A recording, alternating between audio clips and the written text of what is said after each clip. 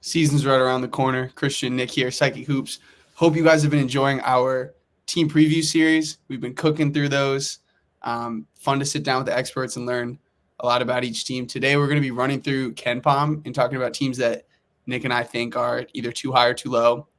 We know it's just a simulation, and none of these teams have played yet, but it's a fun thought exercise.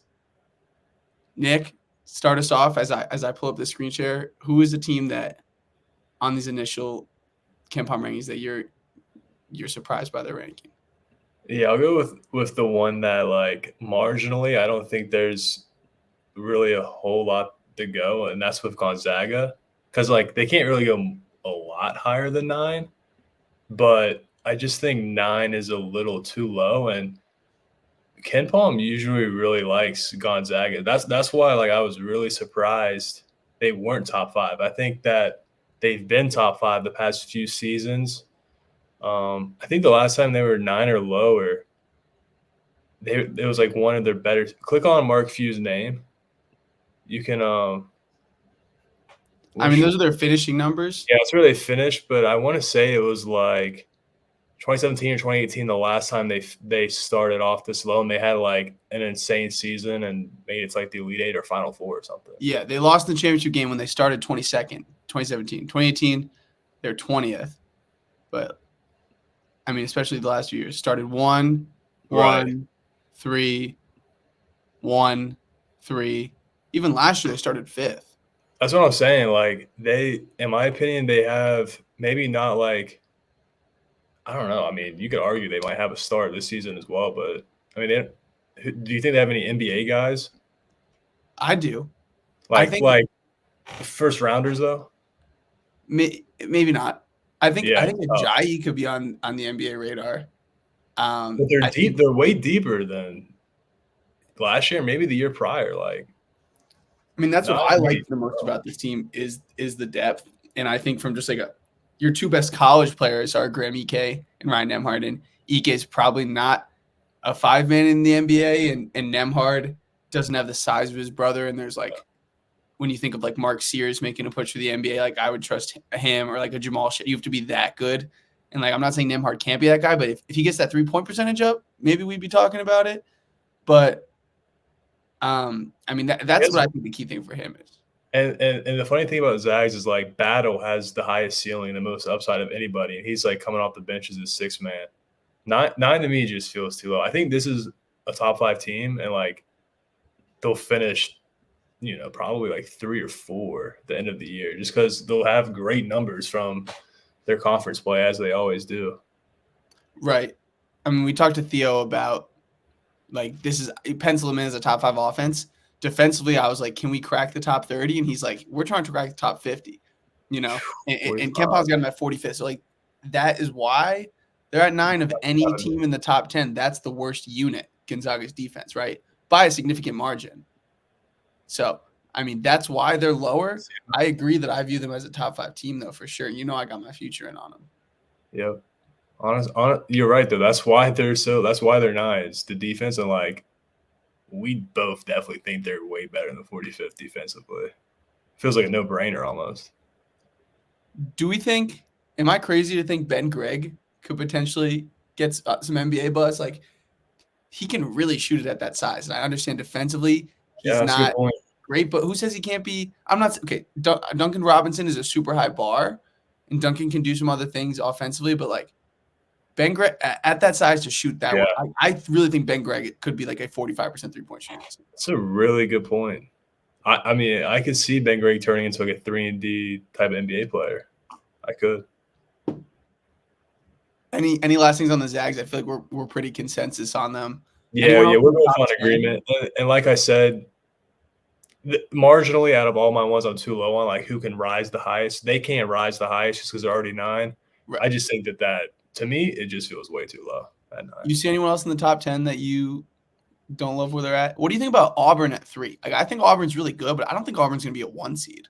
I don't think it's fair to put Auburn ahead of Alabama. Like, you could flip-flop those, and I wouldn't even move a muscle. I wouldn't even bat an eye. Same with Connecticut at 5. Like, I mean, how much stock do you put in exhibitions? But, man, like, Solo Ball looked great. Their offense is their offense. Like Hurley's Hurley. Samson Johnson looked really good. I wouldn't want to put them at 5. I'd probably want to put them at honestly, number 2 behind Houston. Yeah. I think Auburn at 3 is probably my biggest gripe with the top 10 outside of Gonzaga, just because even if Broom is a first-team All-American and the guards are better, I think that jumps him up. But that was a 4 seed last year, and that was I guess you point to that App State loss or not getting enough done on the road in SEC play, but that was a 4-seeded team. They were of course underseeded in terms of their KenPom ranking. The KenPom had them at a top 5 team entering the tournament, which is why everyone's like UConn got this horrible draw. Anyways, I just think Auburn has a high ceiling this year, of course, but from a floor perspective, I guarantee you Kansas, Iowa State are 1 or 2 seeds at the end of the year. I can't say the same for Auburn. Who do you think can be the biggest dropper out of that top 10? Arizona, I would say. I think it's between Arizona and Purdue. Oh, I didn't even say Purdue snuck by me at 10. Purdue should not be in the top 10. I agree with that too. I'm looking at the next 11 through 17. I mean, I think I could slot Purdue at 17 where Cincinnati is and be pretty content with that. What do you think is the key? Obviously, Braden Smith, there's a huge narrative around him. I've been one of the peddlers of that, of saying that his life's going to be so much different. I know you kind of like TKR, don't you? Are you tell me paint the picture for me of Purdue being a top 10 team this year. What does that look like to you?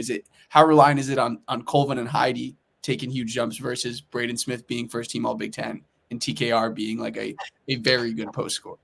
I thought last season going into it, TKR was going to be really good alongside Edie, and there were times at the end of the season I was like, you can't even play him alongside Edie. I rather would have had Heidi out there. I'm not a big believer in TKR is going to be able to just be dominant in the paint this season. Obviously, his numbers will get better because there's no Edie, but I don't know if his efficiency would be better. I like Heidi. I like Hovind.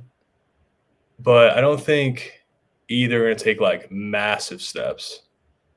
I think they're both going to be good players, but I don't see either of them cracking a top 3 team in the Big Ten. That's what I think their ceiling is. I don't think their ceiling is 10 good. I think their floor is good, but I don't think at their best they're even the 10th ranked team in the country.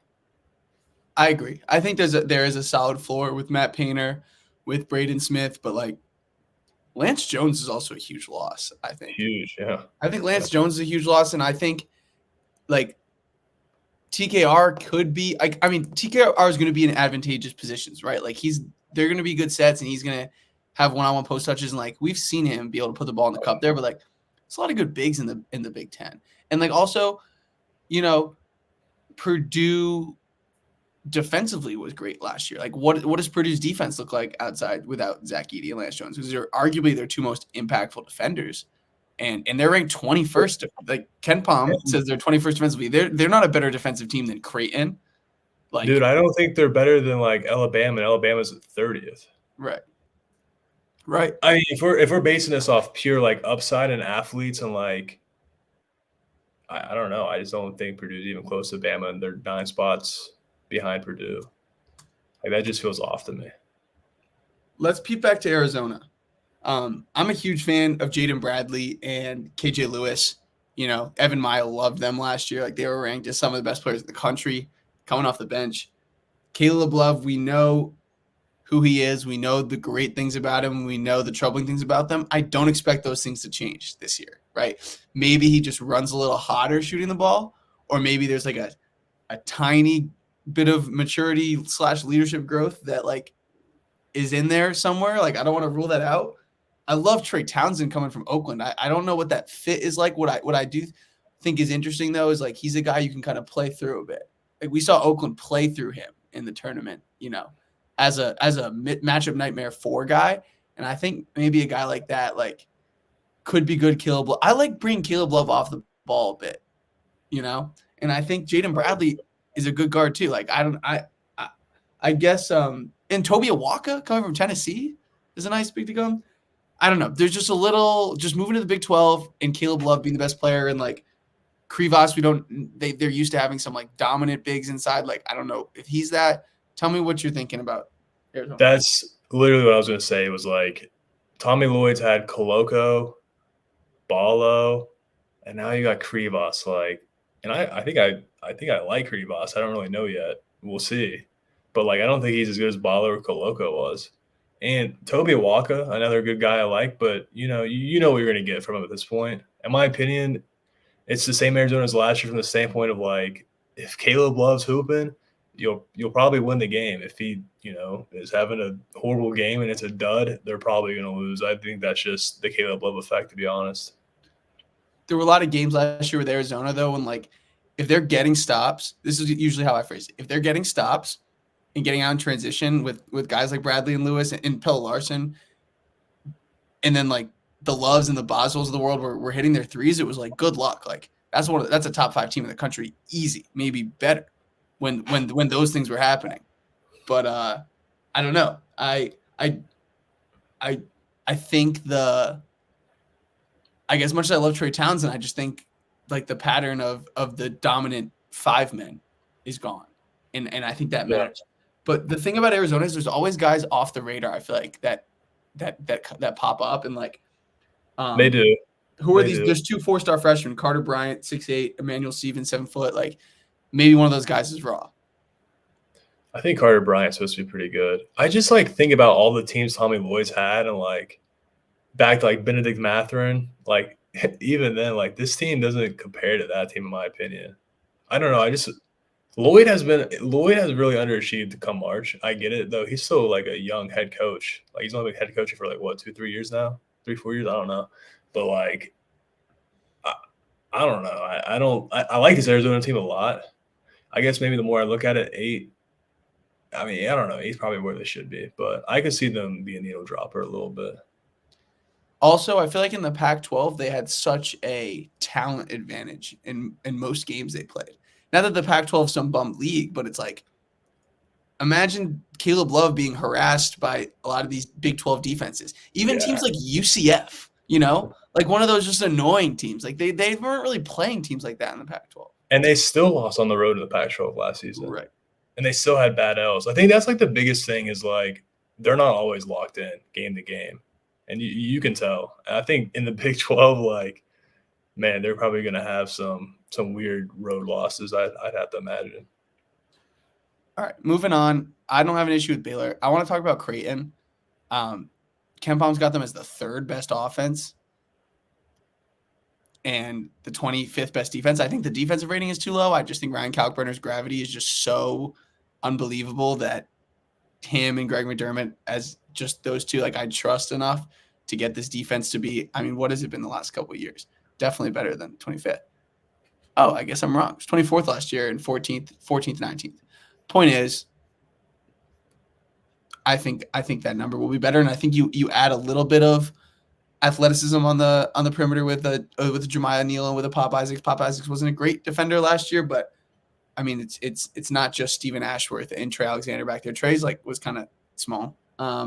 But my question with Creighton is just the fit of Pop, and do I think Ashworth can be a game in and game out really good guard in the Big East? I don't think he can. I think that team was really. I think Baylor Shireman was arguably a top 5 to 10 player in the country last year in terms of how much they did for their team. He was so good, and from a chemistry perspective, I don't know. I think maybe it's a guy like Zugic pops up and is really good. I don't know. It was Chris who came on talk Creighton. He wasn't as high on Zugic as coming in as being some sniper. But what do you think about Creighton in the backcourt pairing? And do you think 3rd best offense? No shot, right?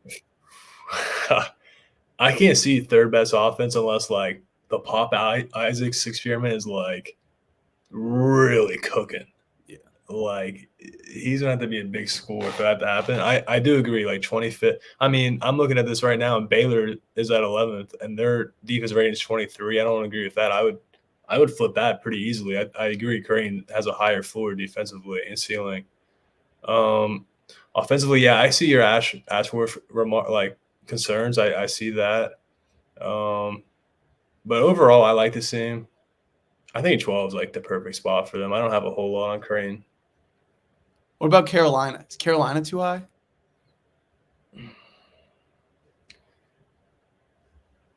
No, because and it's because I'll say this.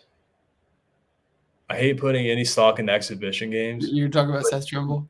But Trimble did exactly like I personally in the preseason thought I was like just a Seth Trimble like groupie. Like I thought I was the only one who's like, this kid's gonna be great. Like I saw flashes last year, and we talked to Riley. Like we talked about it with him.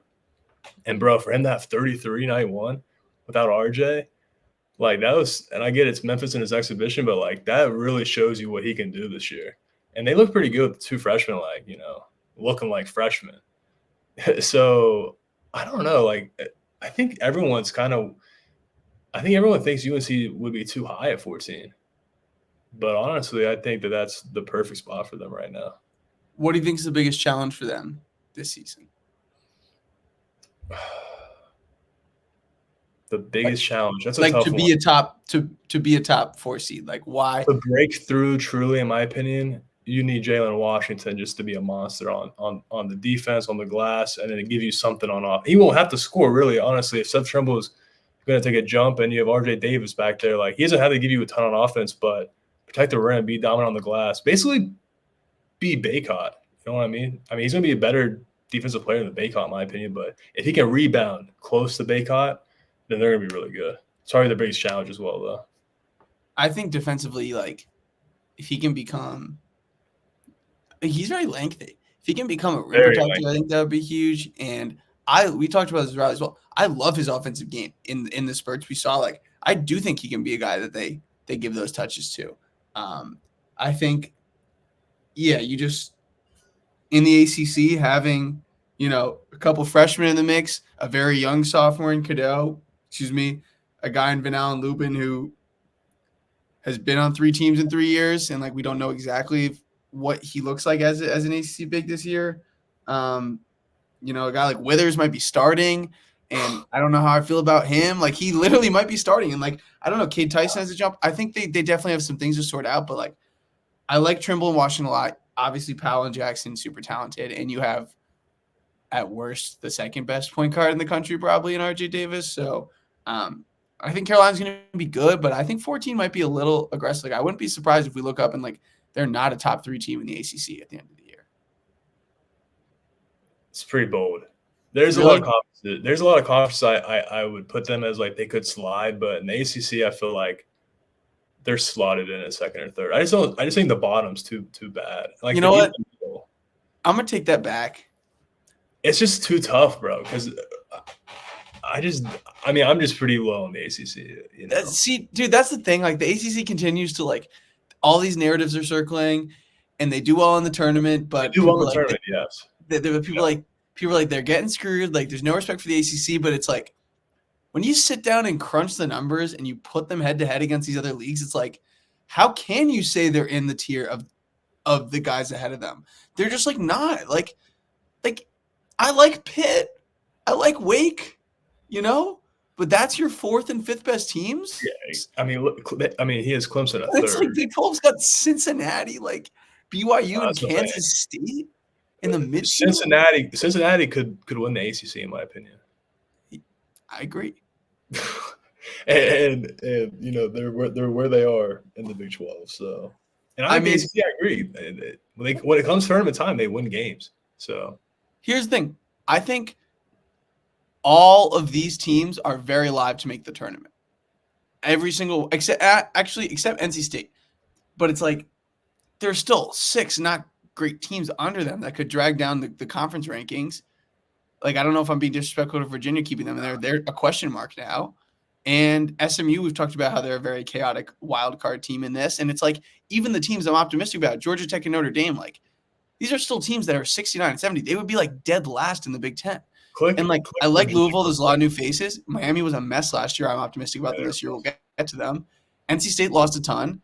I like Wake, but they still have some things to prove. And it's like if Wake pick Clemson, I don't know. What do you think of Clemson? I like them, but I don't love them. I don't think third is right now justifiable. But I am in on Clemson. I like them. I do But like who them. comes in second if it's not Carolina? Is it Wake? It could be – I think it's between Wake or Clemson. I couldn't go anywhere else with that. I think if all clicks for Louisville, I could put them in there. Louisville and Miami are the two other teams that I think could. I'm not going to bet that they do, but I just think Louisville and Miami have the cats too if things break right.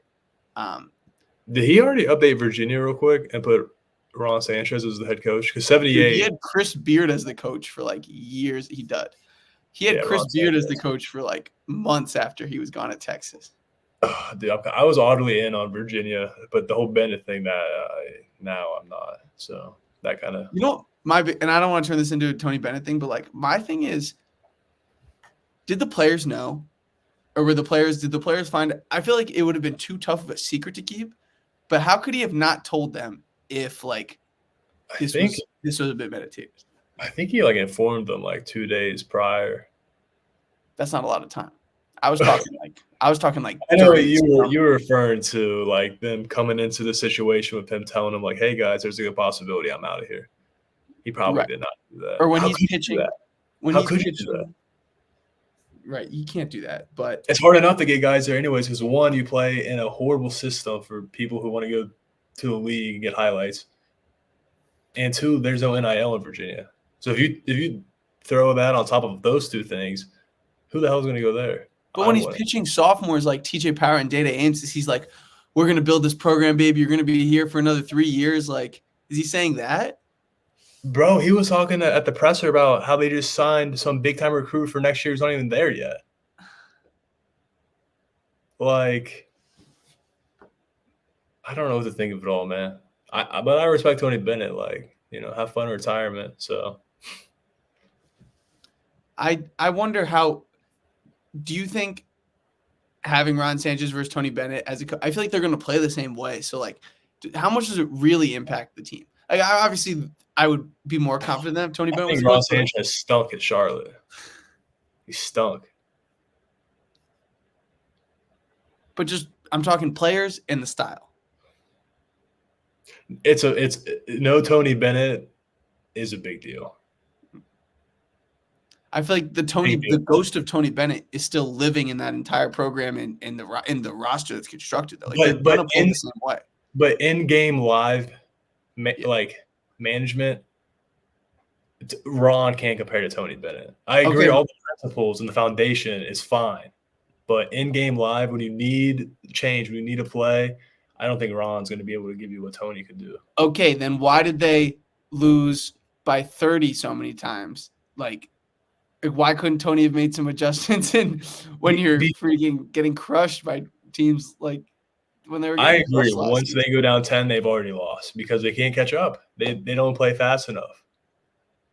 And I agree, like, I mean, we're not head coaches, but I mean, we both would agree, like, we got to change how we play if we're down 10 points. Like, we can't be milking the shot clock here. Like, there's only so many possessions. We're down 15, but we got to wait for Isaac McNeely to run around this pin down screen. All right, moving on. St. John's, you think they're too high? Tell me why. I think St. John's is too high, and it's a bit bold, but, like, Zuby Ejiofor is very unproven. I mean, he didn't do much last year behind Soriano. Not that he should be playing over Soriano. Soriano's a beast, but, like, still, he didn't do much. Devon Smith was awesome at Utah. We both love him. But the dude was dropping, like, almost triple-doubles, and they were getting cooked in the Pac-12. Like, they did not – I don't even know they had a winning record with him playing. And it was a small sample size. Like, if you look prior to that, he wasn't, like, that amazing player. So, I don't know. Maybe he just got hot for a month and a half there. I love Kadari. I'm not going to talk any smack on Kadari. I mean, he's a dog. He's gonna guard. He's going to score. He's going to do a lot. I guess my question marks are, like, Wilcher and Dunlap. Like, can they really step up and be big contributors for this team? Can Aaron Scott really translate from North Texas? Because he didn't look so great in that exhibition game. He had the assignment versus Ace Bailey, so I'm like, he didn't look great to me. Not the North Texas that Aaron Scott I'm used to. So, I mean, there's question marks. I just think 19 is just too high in my opinion. I think, I don't know. I probably would slot them around like 30, maybe 35 even. Like, I think 19 is just way too high. I agree. 19 is ambitious. He's got him as a top 25 unit on both ends. I like this team a lot. I'm a huge fan of the backcourt. Like, I'm confident that even though people have questioned the fit of them, like, that those two will work. But I agree there's questions elsewhere. And I'd be shocked if they don't make the tournament or anything crazy like that. But, like, 19 is – you're pushing a 5 seed, and I just don't know Right. if they're there. Like, I think Marquette's a better team than them. Would you say so? No. That's really debatable. Because Marquette will also fit. I was like borderline too high on them. I do agree with your point though. Like St. John's is very balanced on both sides of the ball. 24-19, like that's pretty fair. I think that those numbers will probably end up like 25-ish, 30-ish on both sides. So. But I think if St. John's is 25th at the end of the season, that they had a great year. And I think, I agree. 19th is just like really optimistic. Yeah, where did St. John's finish last year? Oh, they were the highest ranked team that didn't make the tournament last year. Wake was second. They were 57th. They start though. They started 59th. The lowest they got down to 81, and they finished at 26. They jumped from 44 to 26 the last couple weeks of the season. Yeah, to me, 19 is just ambitious, man. Who's the next team I have? I don't want to spend too much time on Dayton, but I think Zed Key can score down there, and I like bringing in Posh, but you lost Kobe Brea, they lost somebody else. Who else did they lose? De'Aaron Holmes. You're trading De'Aaron Holmes. Oh yeah, for obviously Zed him. Key. I'm saying someone else transferred. I swear someone else transferred. Kobe Brea, De'Aaron Holmes. Might have been a guard. I don't know. Nate Santos went in the portal, but he came back. And he's fine. I just think 27 is aggressive for considering what they lost, considering we don't know what Malachi is with all that. Oh, Kobe Elvis transferred. Yeah, that's right. That's right, Kobe Elvis. I just think there's questions with I think Dayton as 27th, what were they last year? They were. But they had a high ceiling though. They had the best shooter in the country and one of the best bigs in the country. Yeah, they absolutely did. And I guess that's why. It's if they were 32nd at the end of last year and they're 27th now, they did not get better. No, they absolutely did not get 5 spots better. I'm with you. They're way, way too high. This is definitely my biggest dropper for sure. Xavier's too low. Xavier 26th offensively and Creighton 3rd offensively is fucking comedy. I guarantee you Xavier finishes the season as a more efficient offense than Creighton. I have a bit of a – we don't have to dive into this, but I do worry about Xavier a tad with Traore gone. Just defensively? Interior he didn't block shots, though. Because Hughley, what's his name? John? Yeah, John Hughley. He, I don't know. He didn't look very good versus Dayton. And I love Fremantle, but he's small, bro. He's not. He's pretty frail. He's a little thin, I guess, but he's tall. And Jerome Hunter, I love Jerome Hunter. He looked great. I love him. I mean, he almost got attacked the other day for Zan 1. I mean, the guy. I love that guy. But he also, I don't trust him as an interior defender versus 5. That could be an issue for them. Very fair concerns, but I think Xavier is going to be a top 10 offense. I think 36 defense is. It should. I would be surprised if they are this good defensively. I think they were good defensively last year because Sean Miller is a really good coach. I guess they're 45th, but I think Sean Miller is a really good coach. But this is what I'm talking about. This is what they were 2 years ago. I think it's going to look something like this: fast pace, top 10 offense, not a very good defensive team. Last year, that was a pretty good defensive team for 45th. I'm pretty sure in the big. I guess they weren't that good of these. I just liked what I saw from the defensively at times. I guess. You think they have players? You think? Out of all their guards this year, what guards are going to be better than Sully Boom was? Man, they got so many. Dude, they have McKnight, Maddox, Conwell. Foster, You and think Trey any Green. you think any are better than Boom though? No, I don't think so either. I think he I was don't. legit. And they had Colby Jones on that team, and I loved me some Adam Kunkel. I did. Anyways, this team is going to play fast and score a ton of points. Oh yeah, 100%. Did you see the documentary thing they're doing with them? Yeah, all in. That's going to be really cool. Sick. That'll be sick, man. I gotta go to a game at Seton Hall. I just gotta go. I still think 30 is low. I do think the try thing hurts. You said Ohio State's too high, right? Yeah, too high. I just don't think they have shooters, man. I love Sean Stewart. I like Aaron Bradshaw. They gotta take big leaps though. Big leaps, in my opinion. I feel like they're kind of priced at their ceiling here. Yeah, I think 30 is their ceiling. I think they're going to be a middler around like 40 to 50 range this season. I just don't – but I feel like they're not going to get worse than that either. I think they have a high floor. I just think their ceiling is really capped. And no depth either, really, in my opinion. I like Micah Parrish a lot. I don't know if Micah Parrish is going to shoot the three ball. Oh, man. I don't know if he's going to shoot the three ball well. He shot 29% last year. Yeah, his three-point shot dipped last year. And Bruce and Michi is an interesting backcourt. I think it's definitely like a good backcourt. Don't get me wrong, but when you look at the fact that your front court is comprised of, as you said, like talented but unproven commodities in Sean Stewart and Aaron Bradshaw, like the backcourt needs to be really good for them to be this high. I like him. I just don't know like where the shooting's going to come from. Yeah. You can play so compact against them. Like Bradshaw. Was Quest Glover a thing? I love me some Glover, but like I was high on him for Kansas State last year, but off the whole year injury. Now going to Ohio State, I got to back off that take. Our guy Andy, I'm gonna do the YouTube feature where the video pops up. I guess I'll point this way. Junie Mobley, the freshman, he was really high on him. I think that's a wild card to be on. I feel like Ohio State has just been like there've just been a lot of good freshmen at Ohio State, but like sneaky freshmen that like people didn't really know about at the beginning of the season, like Sensabaugh and Branham. I feel like weren't super hyped, and then all of a sudden it's like, yo, this dude's just a pro. This Ohio State freshman. I don't know. Maybe I'm talking on my ass, but. And last thing, and this is the biggest thing, and I forgot about this was Diebler.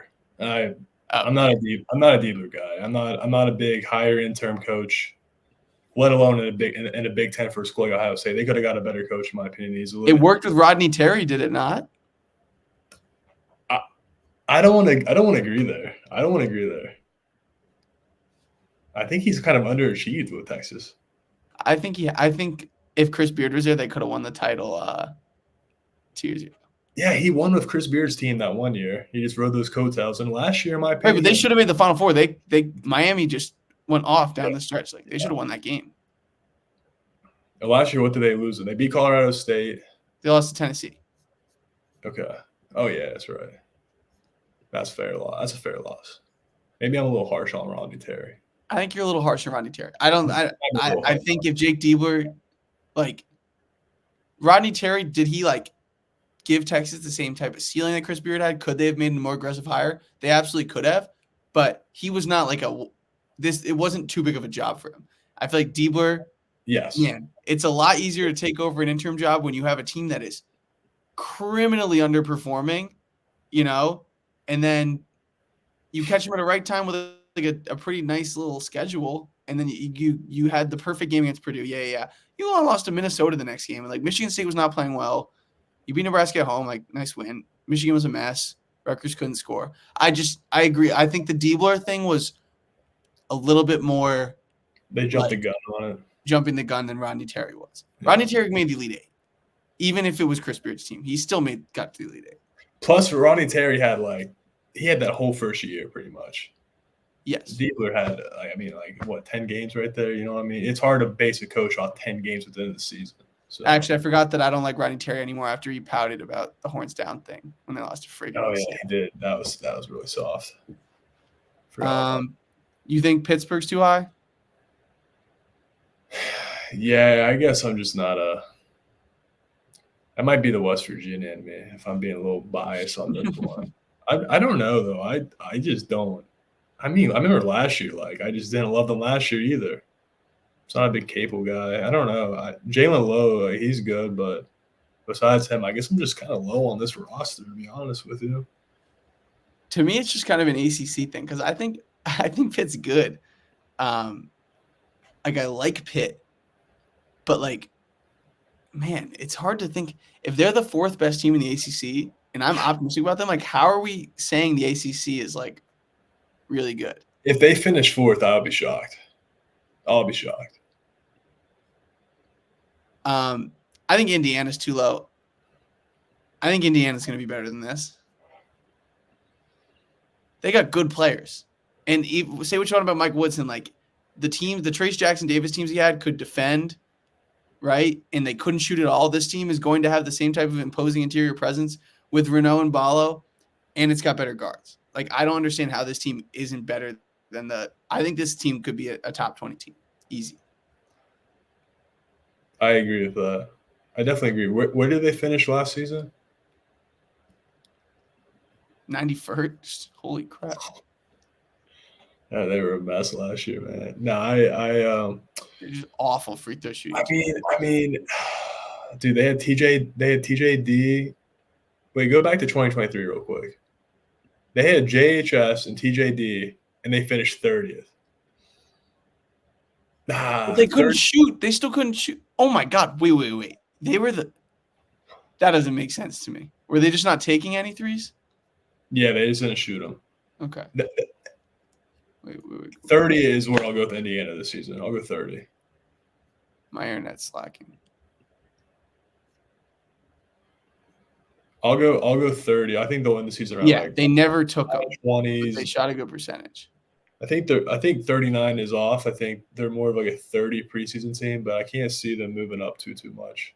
This team had no excuse to be this horrendously bad rebounding the basketball when you had Khalil Ware and Malik Renaud and Mbakbo. That is horrific rebounding numbers. Coaching, man. I like Mike Woodson. He needs to have a year this year, though. He's never cracked the top 30. Crazy.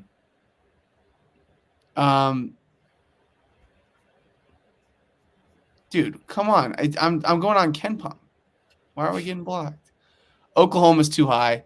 Maybe they surprise me, but they have a kind of a whole new roster. Too high. I think Porter Moser's a bit burnt out. He'll keep this team around in some games they shouldn't be in, though. He's a good coach, but they're going to struggle in the SEC. What do you mean burnt out? Well, there's rumors last year like he was ready to go to DePaul or like, take another job. I feel like I'll say this. I feel like this year or next year will be his last year in Oklahoma. I think he's done after that. Interesting. So he'll be moving on somewhere else. They're bringing in Duke Miles, Kobe Elvis, Glenn Taylor. They got a nice front court defensively, especially, and good rebounders, Jalen Moore and Sam Godwin. But like Bryson Gadeen off the bench, I mean, he's still around. That's crazy. It's a good team. Like, it's just not SEC middle tier good. Yeah. Anything jump in this next tier? Whoa, too low. Yeah, USC at 57. Yeah. I think from the standpoint of this, I don't know where they're going to – this is like a weird special case with them. There's always a team like this. I feel like if you look at their non-con schedule, you look at how their team profiles non-con-wise, they're going to shoot up, and then they're going to come back down to life in Big Ten play. Because I feel like their talent and the Big Ten won't be good enough. But, man, non-con-wise, like, they should wreck and just fly up the numbers. That is such an interesting matchup. Musselman Chaos with Des Cloud and St. Thomas against St. Mary's. I find that very interesting. They could go undefeated in their non-con. I know, but they don't play anyone until St. Mary's. That's what I'm saying. They don't play anybody but St. Mary's, and they have way more talent than St. Mary's. So it's like one of those things. What I'm saying is like, they're going to fly up, but then come January, I think they're going to drop off. So like 57, I feel like they could get as high as like 30. But then where do they end up, I guess, is like the main question. Because muscle momentum is a scary thing. So right. When we had our USC call, Connor had me very optimistic of like the whole like, you know, Musselman had such a good track record in the portal. Like he was like the guy. Like he was the guy you trusted the most in the portal. And then last year he was like, it was just a nightmare. It was just in over his head. Like just it was not fitting. It was not getting better. It was just really bad. And I want to give him the benefit of the doubt that this year's roster is pieced together better and that the pieces fit more from a play style and personality standpoint. And if it's Musselman with like matchup nightmares everywhere and like I love the way they play. I think they could be really good. I just like, what if it's a mess? What if it's a mess again? What if he's just running out of luck of bringing in a new team every year and like having it work? I think he learned his lesson. I'll say this: the year before, even the year before that, the rosters felt like to me like a ticking time bomb. The Anthony Black Nick Smith team finally went off. You said what? No, that's a good point. That Anthony Black Nick Smith team like took forever to get going, and then the talent was ridiculous. You had 2 top 10 picks and a bunch of other good college players. Like it's just how he recruited these guys and how aggressive, like off the rip, he did it. Like they all profiled very similar, and he just was like, okay, I'm gonna make this all work. This year's roster feels more articulate and planned out, and like he'll do this, he'll do that, he'll do this. You know what I mean? So that's why I feel like the floor will not cave in with this team. I trust this roster a lot. That 2023, that's a good point. And that 2023 team is interesting because I totally agree. I think the signs were kind of there this year, right? Like this team should have been way better. They were so good defensively, right? But they couldn't shoot and they weren't very good offensively considering how much talent they had. Like it didn't really mesh. It was just like Ricky Council was filthy. Devo Davis played really well. Obviously, Nick Smith, Anthony Black had off the chart talent. Kai Mitchell played well. Then obviously I love Jordan Walsh too. Like that was Kimani Johnson would give some good minutes too. Like that was a very good, very talented. That was a top 10 most talented roster in the sport easily. But it's like, and I know UConn was crushing everyone, but I'm saying like that team had the pieces to be at least competitive with UConn, and I think that everything broke their way in this Kansas game too. Devo Davis was unconscious and Bill Self wasn't there, and that Illinois team was a mess. That's when Muss took off his shirt, wasn't it? Right. All that to say, I agree that season was kind of a warning sign, and that it all hit the fan here. And I don't know. I trust him enough. I feel like he's just too experienced, and like I don't know. I think the USC and the Big Ten are a good fit for him because he is kind of a unique personality and has a different kind of way of going about things on and off the floor. And I don't know. I think it could work. I totally agree that USC could make a push for the tournament, and that 57 is too low. There's like a pretty interesting fact floating out there that like Musselman's never stayed at a job for longer than 4 years. It's pretty interesting. If you go back through his history, he never has. He's just a crazy little Energizer bunny. He probably he is that type of guy who's like, I do something, then boom, onto something else. Right. And like, I don't know. I feel like him leaving Arkansas, honestly, best case scenario for him. Yeah. Dude, you know who a team that I'm not surprised they're ranked this low, and I'm fine with it. I don't know if I think they should be lower or anything, but I've loved TCU the last few years. I don't think TCU is going to be very good this year. What do you think of TCU? I'm down on them. I just think 58 is fair, but I agree with that assessment. 58 is fair. Just generally saying. I'm down on them. San Diego State at 48. Yeah. In my opinion, is way too low. I mean, it's Brian Dutcher. I get what you lose, but I actually like what comes in. I like this team a lot. I do. I think they're going to be around like 30, not 48 to be honest. Dude, I think Nick Boyd is going to be great for San Diego State. I do too. I think it's all going to work out there. I really do. I got a phone alarm going off. I don't know where it is. All right, time. I see a streak of right sandwiching San Diego State. I think Ole Miss is too low. I definitely think there's some questions, but I was reading an interesting thing about so Mark Adams is now back with Chris Beard, and I read something about the block charge call, like being like hypothesized as a reason why Chris Beard's defense has not been as good since that was reinstated. And like, I found that interesting. I don't think from a personnel standpoint, this team has a ton of great defenders, but I just feel like if you put Chris Beard and Mark Adams there, and like if that rule did mess with them, like that they have a year to adjust, like this team is going to be solid defensively, and they have a lot of offensive talent with Sean Padula and Murray and Morrell, and more. Who am I forgetting?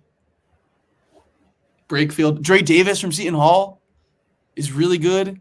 Like, it's a lot of guys. Like, I think Sean Padula is so good, and Sean Padula has had so much carrying to do, like, at Virginia Tech the last couple of years. Like, he's going to just be, like, an extra option on the perimeter. Like, Sean Padula is going to fill it up this year offensively. And Dre Davis is a bucket getter. Juju Murray and Matthew Moore were really good last year. Like, that's some good scoring power. Malik Diaz, a wild card from Belmont. I want to hear what you think about him because we didn't get to Ole Miss in our preview series. But I don't know. I just think there's enough offensive juice, and I trust Chris Beard and Mark Adams to make the defense good enough. That 47 feels too low. Yeah, I like Malik Diaz. Like, he probably won't be able to play more than 25 minutes, but he can score. I mean, he helps them offensively. Defensively, I don't know. I don't trust him. I agree. I love Padula. I think he's going to be a bucket for him. Just to me, Ole Miss at 47 feels about right, honestly. It's a small team. There are defensive concerns no matter who's coaching. The wild card is 7-2 John Bull. It has to be related to Bullville, South Sudan. I don't know what to expect from that guy. I got to do some Ole Miss research. I don't, honestly, off the top of my head, I don't know a lot about them.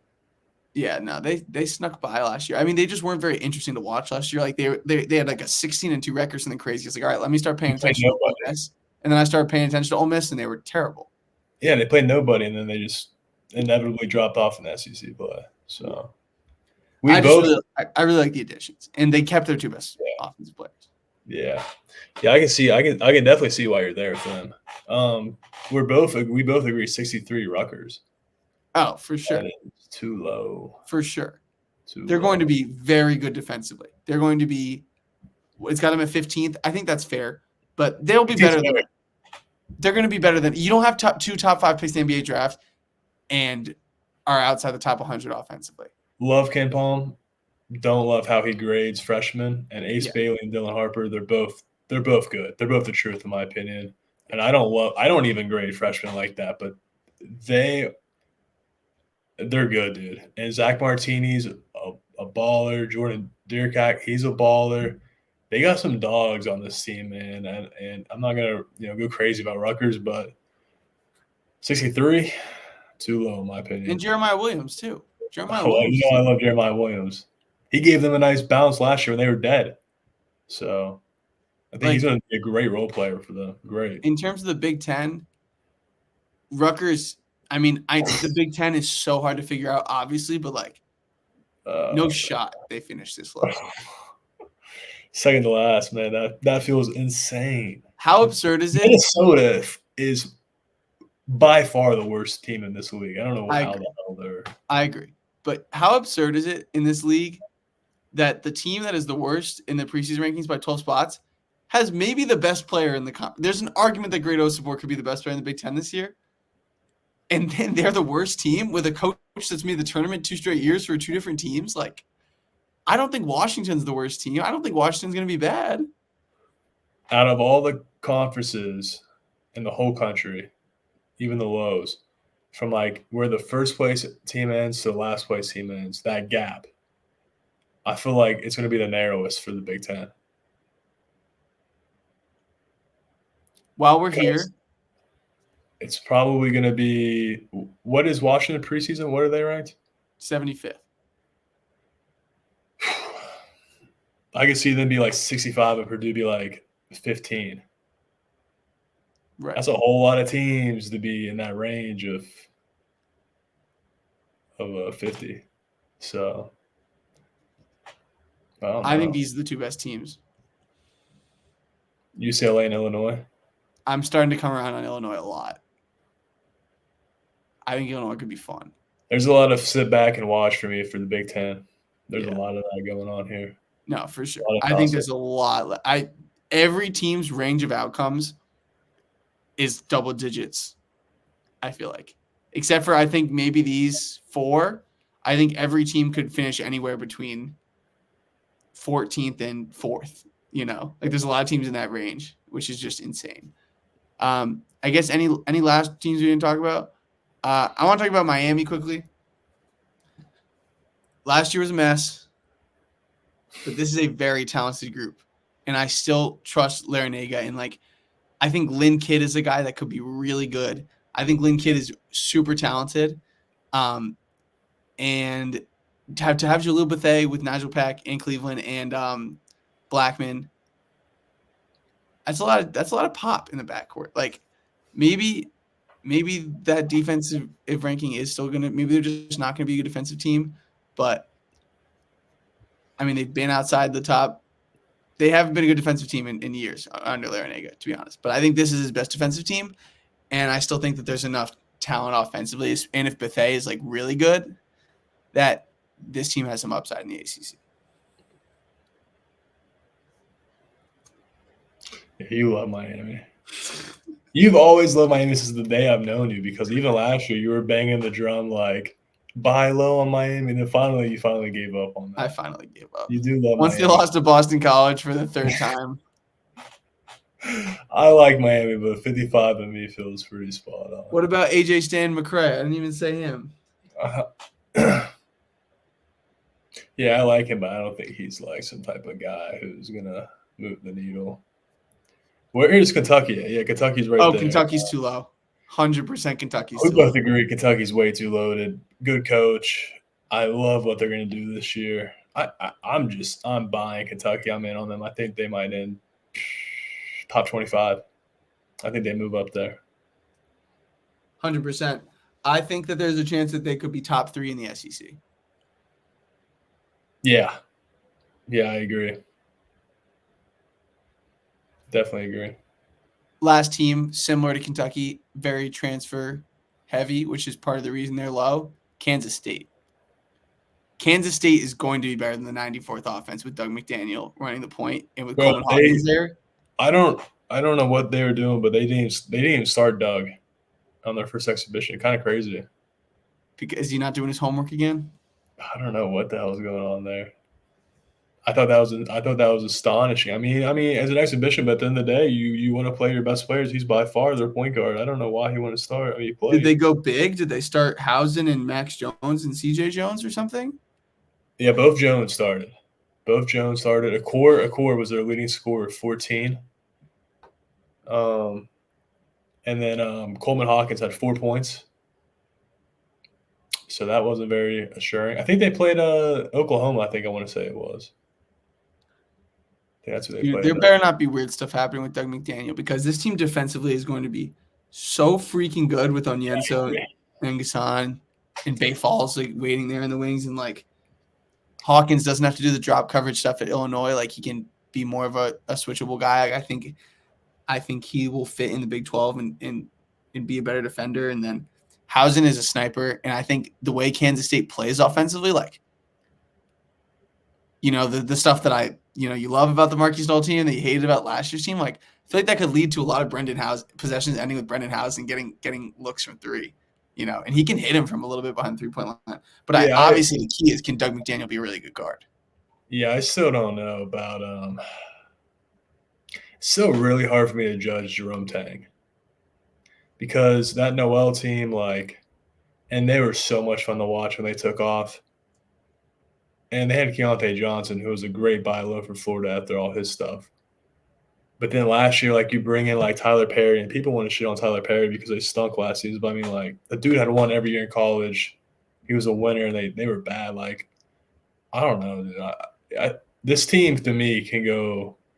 It has a bit of an Arkansas effect to me from last season, where if it goes bad, it could go real bad. I feel Coleman Hawkins could really melt down.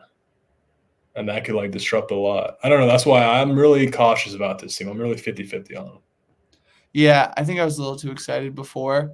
I still think that I don't know. I believe in him because, like, I don't know. The home record and the overtime stuff like feels a tiny bit fluky, but the correlation to Baylor's defense getting worse when he left, I do think like feels like it matters. And I don't know, I just see him on the sidelines, like, and just watching the way his teams play, like there is a level of juice defensively that it's like after Iowa State, Houston, and Cincinnati, like they're going to be that next, I feel like, elite defense in the league. And just offensively, like it hurt my eyes to watch them last year. Like it literally, like I had to turn the TV off a lot watching them. I really like his philosophy about like why he gets shorter point guards. Did you see what he said about that? No.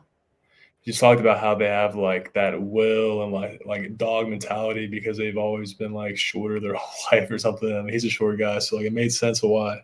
But I mean, like they worked out well. Like Perry was good, Doug McDaniel was good in my opinion. Like it should work out with Doug, but I don't know. I wish I knew why he didn't start the other day because that's a red flag.